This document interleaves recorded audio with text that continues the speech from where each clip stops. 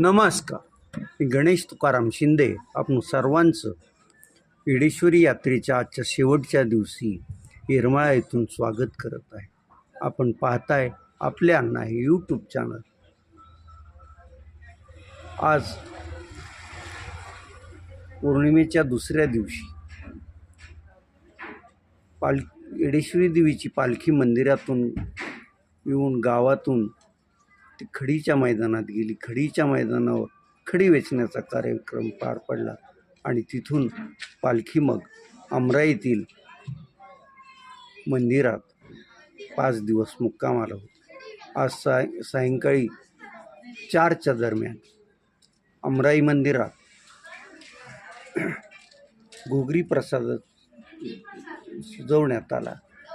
या घोगरीसाठी ज्वारी गोळा करण्याचं काम उमरदंड कुटुंब एक वंश परंपरेने करत आलेलं आहे आणि आजही करत आहे.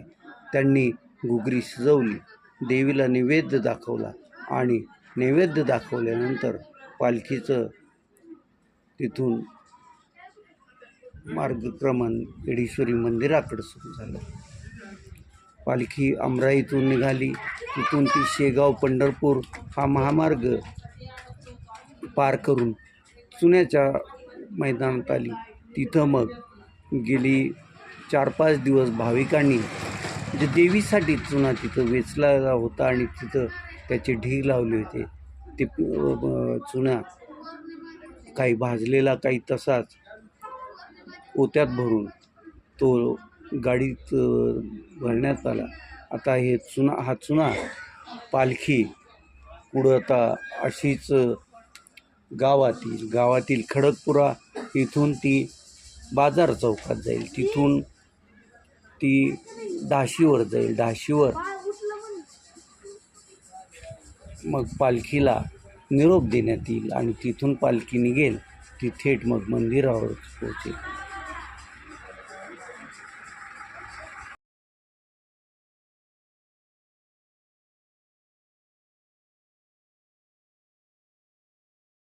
डाशीवर येरमाळा ग्रामपंचायतीच्या वतीने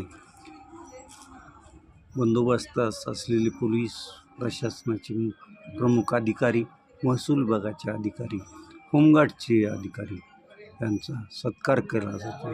त्यांना श्रीफळ, शाल अर्पण केली जाते.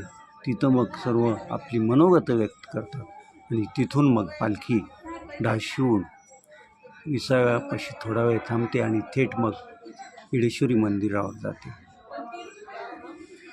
पालखीबरोबर हजारो भाविक अगदी अमराईपासून ते मंदिरापर्यंत चालत जात असतात आणि मग उद्या पहाटेच भाविक जी चुनखडी वेचलेली असते त्या चुनखडीचा चुना तयार करतात आणि मंदिराला रंगरंगोटी करत असतात. ही परंपरा वर्षानुवर्षापासून आजही चालू आहे आणि ती पुढंही चालत राहणार आहे. येरमाळा यात्रा आता संपली. चैत्र यात्रेचा सर्वांनाच कधी यात्रा येते असं सर्वांना वाटत असतं की यात्रा येते. 5 दिवस यात्रा पार पडते. भाविक मनोभावे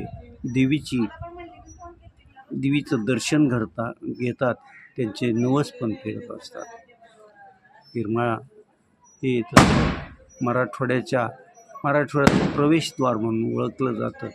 बार्शीहून कुसरम मार्गे येरमाळा घाट चढला की येरमाळा येत असतं. तर इकडून वालवडहून बांगरवाडी केलं की येरमाळा येतं आणि मग पश्चिम महाराष्ट्रातून मराठवाड्यात लोकांचा प्रवेश होत असतो. येडेश्वरी देवीच्या दर्शनाला तेलंगणा, आंध्र प्रदेश, कर्नाटक आणि संपूर्ण महाराष्ट्रातील भाविक दरवर्षी मनोभावे आपले देवीला नमस्कार करण्यासाठी येत असतात आणि जवळपास 5 दिवसात चुनखडी वेचण्याच्या दिवशी 18 ते 20 लाख लोकांची यावर्षी भाविकांची गर्दी होती आणि त्यानंतर अगदी आज पालखी परत मंदिराकडे निघतानाही मोठ्या संख्येने भाविक उपस्थित आहेत. एकंदरीत या 5 दिवसात 30 लाखाहून जास्त भाविक येरमाळ्याला येडेश्वरी दर्शनाला येत असतात.